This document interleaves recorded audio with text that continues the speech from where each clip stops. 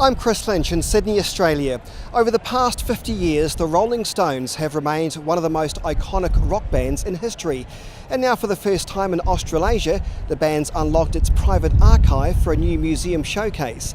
This exhibition has already drawn crowds of over 500,000 internationally and is making its Australian stopover in Sydney. I joined the Stones on their Voodoo Lounge tour in Johannesburg, and I said to Mick at that time, I said, just as the Beatles were giving it up, you really found your place in the world. And he said, yes. His eyes lit up. He said, yeah. He said the Beatles would come to us and they'd complain.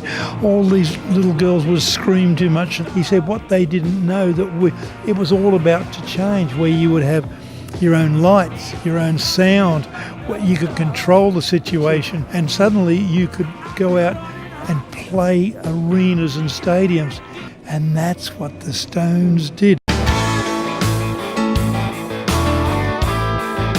When I was in South Africa with them, I got to see a lot of the things that you're going to see here. I got to see the backstage, I got to see all the elements that make the Stones feel comfortable.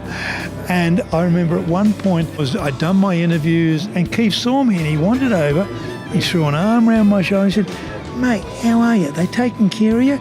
Are you all okay? Is everything fine? And what flashed through my mind was, here am I, a baby boomer in good standing, and Keith Richards was inquiring about the state of my health, the state of my well-being. It doesn't get much better than that.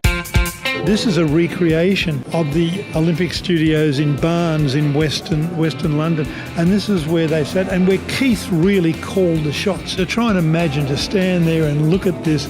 It's pretty exciting that this was the environment in which they made, all those things we heard in the 60s.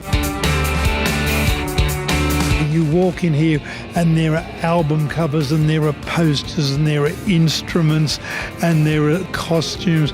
They have plundered the archives of every member of the Stones and a lot of fans as well.